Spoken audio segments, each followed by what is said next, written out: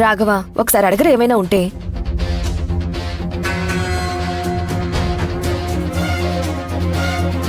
పోనీ మా ముందు మాట్లాడుకోవడానికి సిగ్గుపడుతున్నారేమో. బయటికెళ్ళి మాట్లాడుకోండి బాబు. అవసరం లేదండి. తప్పేముంది రాఘవ? పెళ్లి చూపుల్లో అమ్మాయి అబ్బాయి పక్కకెళ్ళి మాట్లాడుకోవడం కామనే కదా. వెళ్ళు.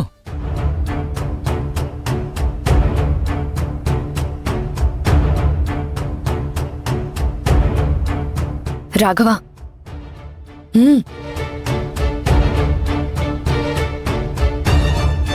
అబ్బాయి బంగారం, అందులో ఏం అనుమానం లేదు. నాకైతే బాగా నచ్చేశాడు.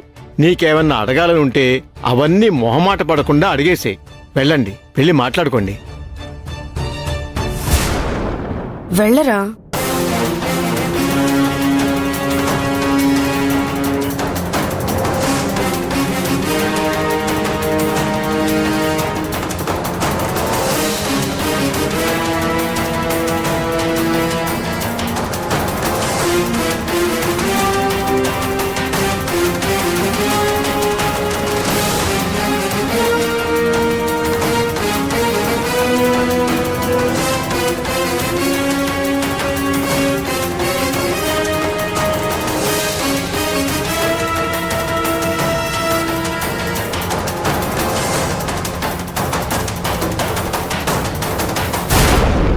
మాట్లాడుకోమని పంపించారు కదా, మౌనంగా ఉంటే ఎలా?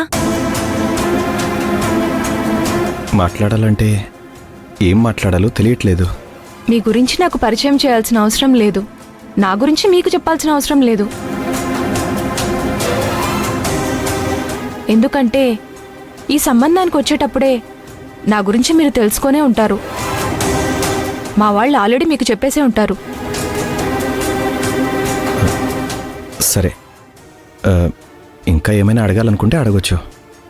అదేంటి, సాధారణంగా అబ్బాయిలు అమ్మాయిల్ని అడగాలనుకుంటారు, మీరు నన్ను అడగమంటున్నారు?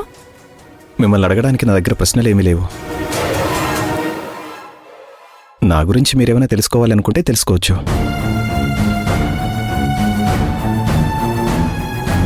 మిమ్మల్ని నేను పెద్దగా ఏం అడగాలనుకోవట్లేదు. మీ పెద్దరికం, మీ మంచితనం, మీ తమ్ముడితో కానీ మీ అక్కతో కానీ మీకుండే అనుబంధం అన్నీ వింటున్నాను. ఇంతగా ప్రేమించే మనిషి ఎందుకీ నిర్ణయం తీసుకున్నాడా అనే ఓ చిన్న అనుమానం మాత్రం ఉంది. మీరేం అనుకోనంటే ఒక మాట అడగొచ్చా? తప్పేముంది, అడగండి. ప్రేమాభిమానాలు చూపించే విషయంలో మీరెలాంటివారో నేను విన్నాను. అంతగా ప్రేమించే మీరు భార్యకు డైవర్స్ ఇవ్వాలనుకోవడం నాకు అర్థం కాలేదు. ఎందుకు ఆ నిర్ణయం తీసుకున్నారో తెలుసుకోవచ్చా?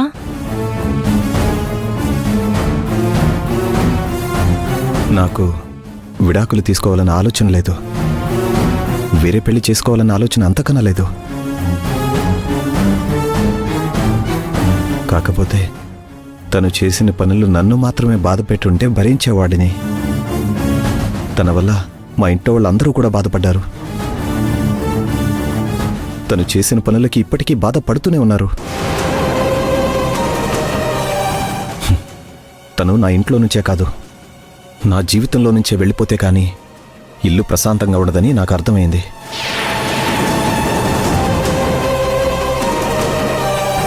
అందుకే ఈ నిర్ణయం తీసుకోవాల్సి వచ్చింది. అవునా? ఇలాంటి మంచి మనిషి అలాంటి నిర్ణయం తీసుకునేంత తప్పు తనేం చేసింది? ఒకటి కాదు, రెండు కాదు, తను చేసినవన్నీ కూడా తప్పులే. తన తప్పుల్ని తెలివిగా ఎదుటి వాళ్ళ మీద రుద్ది ఇంట్లో వాళ్ళందరూ కూడా వాళ్ళని తిట్టేలా, వాళ్ళని బాధ పెట్టేలా చేసింది. మొదట్లో నాకు కూడా అది అర్థం కాలేదు.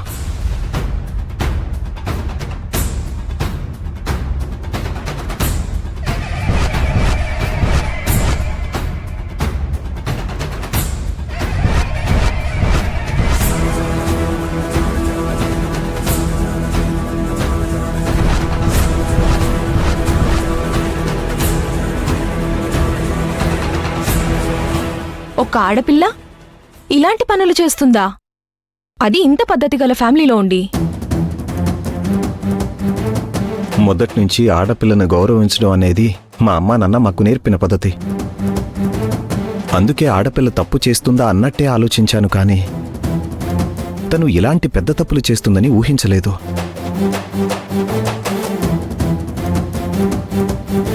తను చేసిన తప్పులు తెలిసిన తర్వాత భరించలేకపోయాను. అందుకే నా జీవితంలో నుంచి తనని శాశ్వతంగా పంపించేయాలనే నిర్ణయానికి వచ్చాను. మీరు చెప్పిన దాన్ని బట్టి చూస్తే మీరు ఇలాంటి నిర్ణయం తీసుకోవడంలో తప్పేమీ లేదు. ఒక రకంగా ఇది మంచి నిర్ణయమే.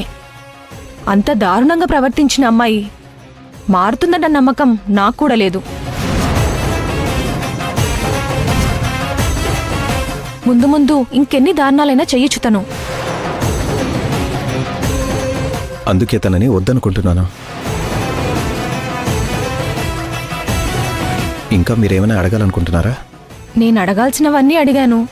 మరి నేనెందుకు డైవర్స్ తీసుకున్నాను అని మీరడగలేదు? పెళ్లి చేసుకున్న తర్వాత ప్రతి ఒక్కరూ సంతోషంగా ఉండాలని కలలు కంటారు. ప్రత్యేకంగా ఎవరూ ఆ పెళ్ళవగానే విడాకులు తీసుకోవాలనుకోరు, దూరం అయిపోవాలి అనుకోరు.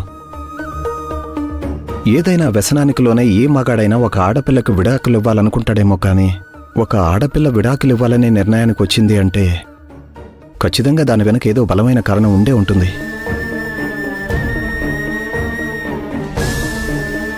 ఇప్పుడెందుకు ఆ డివోర్స్ తీసుకున్నారని నేను అడిగి ఆ గతాన్ని గుర్తు చేసి మిమ్మల్ని బాధ పెట్టడం నాకు ఇష్టం లేదు. నేను బాధపడినట్టే మీరు ఏదో విషయంలో బాధపడే ఉంటారు. అది అడిగి తెలుసుకోవాలనిపించలేదు, అందుకే అడగలేదు.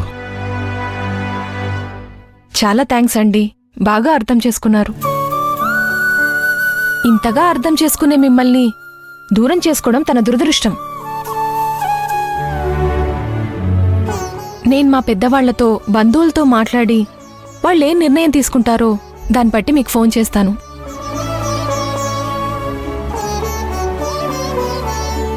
సరే వెళ్దామా? ఉమ్, ఇంకో చిన్న మాట. ఏంటి? డైవర్స్ ఎప్పటికి రావచ్చు అని. ఓ 2 నెలల్లో వస్తాయి. సరే వెళ్దాం పదండి. ఉమ్. ఏంటి వీళ్ళు ఇంకా రాలేదు? మాట్లాడుకోనివ్వండి. ఇప్పుడే మాట్లాడుకుంటే వాళ్ళేంటో వాళ్ళకి అర్థమవుతారు. ఒకరి గురించి ఒకరికి తెలుస్తుంది. ఆ తర్వాత మన పని సులువవుతుంది.